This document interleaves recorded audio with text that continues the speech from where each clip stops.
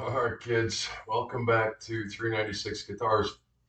We have the Charango back on the bench today, which I have affectionately renamed it the Mandingo because I can't remember Charango, Chenango, Chalango, whatever, Chimichurri. We're going to restring this thing. I'm going to show you what we did between the last video and this one so that I can catch you up. There's a lot of work that went into this little guitar. So let's get to it and hopefully have a success at the end of this. Interesting little thing. It started out as just putting an output jack in it and a pickup, and because the owner wants to be able to use it in an amplifier to record some sort of traditional, I believe Argentina.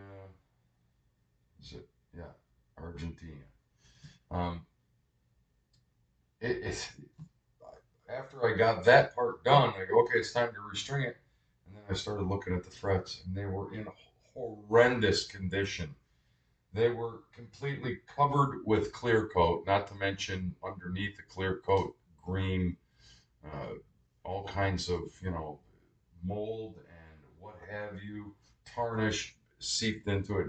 The instrument hasn't been taken care of. So, yeah, it took me about 3 hours to clean these up because of the clear coat situation. It seems to be a South American thing because I have gotten Mexican fender necks from the Mexican factory in Ensenada, I think,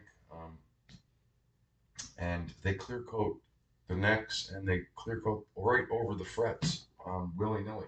Not good for playability, and eventually the stuff starts to crumble and come off when you don't want it. And then when you try to take it off, it doesn't want to come off. So anyway, I digress. We cleaned up the frets.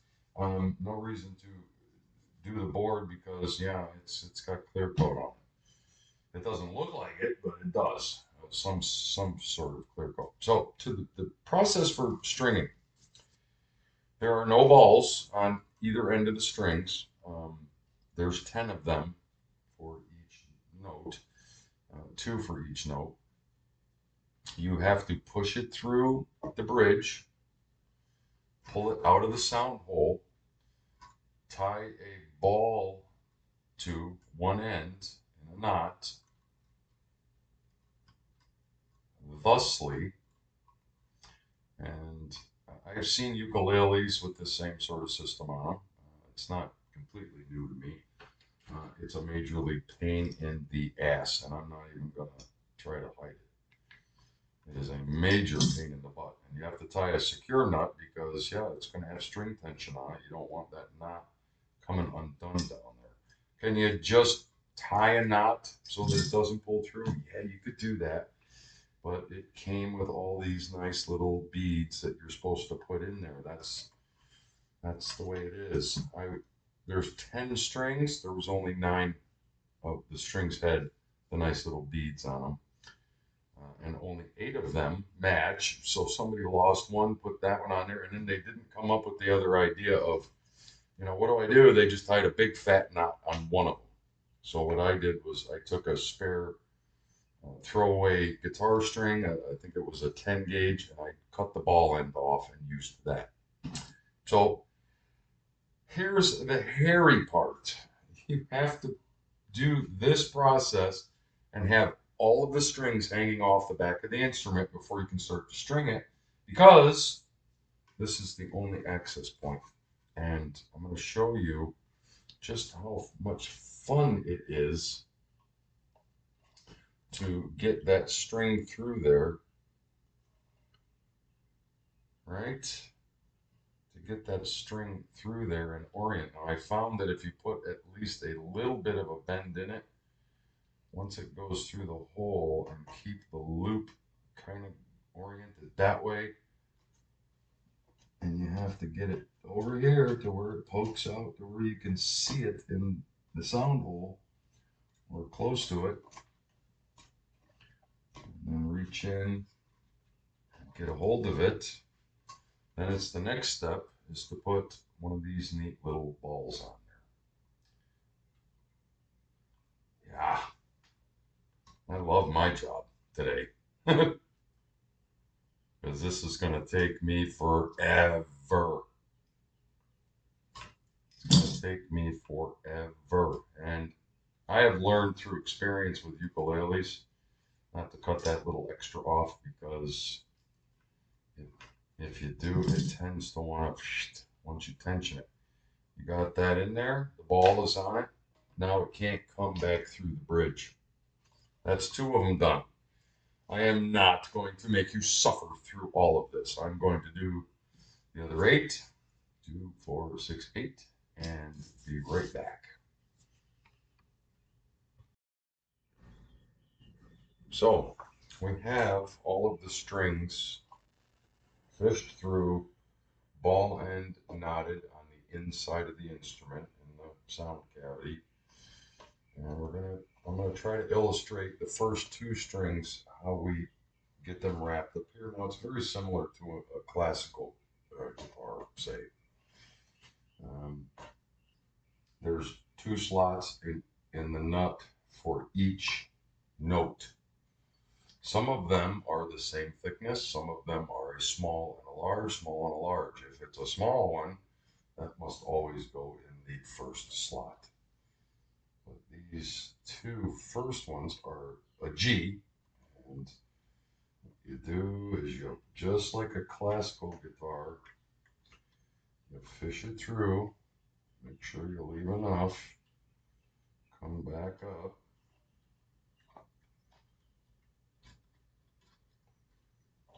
That's way too much. You don't need that much. Same principle. You want some wraps going on both sides of the knot. So you fish it down through the tuning machine, which in this particular instance, the tuning machine is underneath, and it's got a cylinder that goes through with a hole in it. Put the string through the hole down. We're going to use about that much. And because we're on this side of the nut, we want to wrap the knot to come around on that side of the nut. If that makes any sense. Tighten it down and go to wrapping. Now, this is super tricky and I'm probably out of the camera.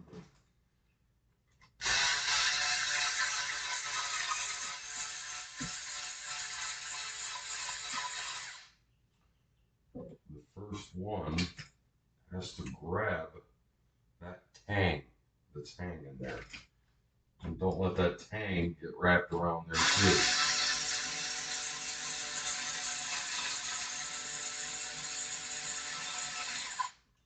And when you get close, get your excess out of the way. And I just usually use a pick to reach down in there, pull it up, make sure it's under the wrap. This tang down on the machine needs to be under the string as it wraps around. Just going to get rid of the excess. Continue to wrap to tension. We're not tuning yet.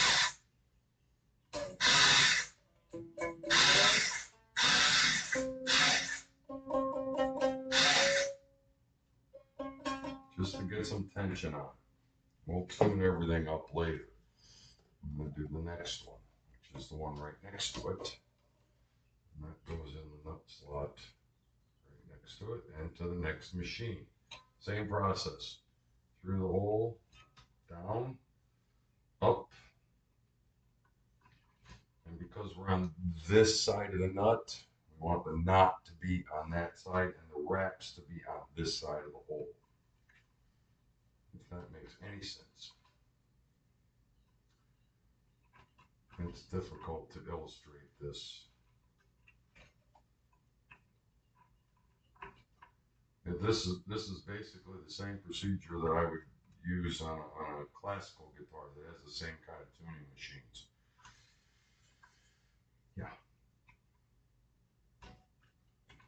And to get your knot and tang on that side, make sure that you pull through in the correct direction. In this case, it's around this way and back through.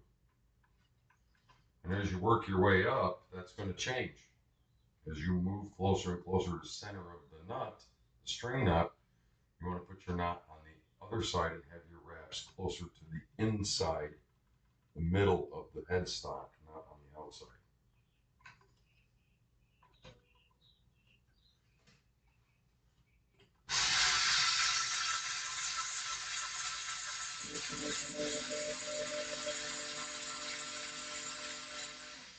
Just make sure you catch your tang as you come around each time. Keep your excess out of the way as well.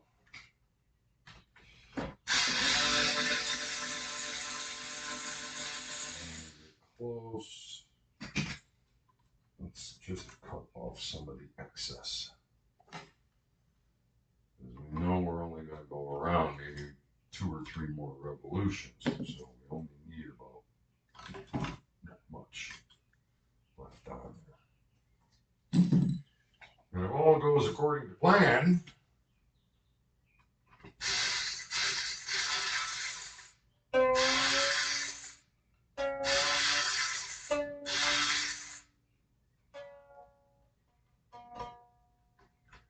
once I get a, same as I do on a classical guitar or even an acoustic guitar, when I get the next set of strings on, which will be these are G, then we're going to do C. Once I get the 2 C strings on, I'm going to start tuning as I go along. Just like I would, on look up, restring an acoustic guitar, I tune as I go and I keep coming back and retuning. So by the time you get to the end, you're pretty much tuned up. You're still, these are nylon or faux gut. And you should have stretched them a little bit. It's no sense tuning it now. Just get them up to tension and make sure that you've got most of your excess tang out of the way. All right? You follow? I'm going to pause because, I got 8 more strings to do just like that. It's going to eat up way too much video time. When I come back, you're going to see it all strung up and hopefully tuned and ready to strum a chord open. Stand by. So, wow, what a challenging little instrument. Off camera, since we last spoke, it's been well over an hour. And we have it strung up. So it goes G, C, E, A, E. Very similar to other stringed instruments of the same kind of ilk. Mandolin, what have you, call it what you want. I think mandolin, this was born out of either a mandolin or a mandolin was born out of this. I don't know. But these strings are stretching like crazy. And I'm going to call a success because they're actually holding tune better than, say, it was like a classical guitar with nylon strings, which it kind of reminds you of because of the tuners and, they're not metal strings. All right, come on, you get up to E.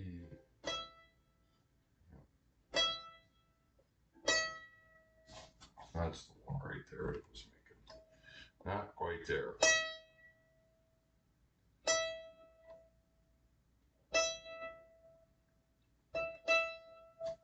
And that should be.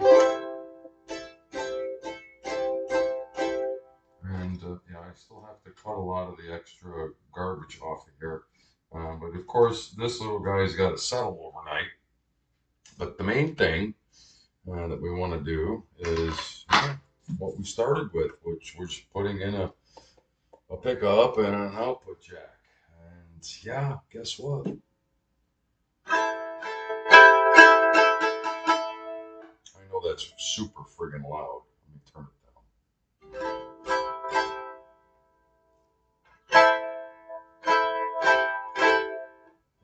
So it's a success. It was weird. Not sure I would take another project like this again. I told the guy, yeah, no problem. It's like a ukulele. Ah, not so much. This was the part I was worried about when I took the job. What I didn't realize was all of these shenanigans with all of these strings. And I've done a lot of mandolins, and they weren't nearly as hard as this one. Yeah, it's blackjack. Go through your 96 guitars. The Mandingo. It's actually I don't know, what the hell do you call this thing again? Uh, Charango. We've nicknamed it the Mandingo. If you think what I'm doing, like and subscribe. Always something different on my bench. We'll talk soon.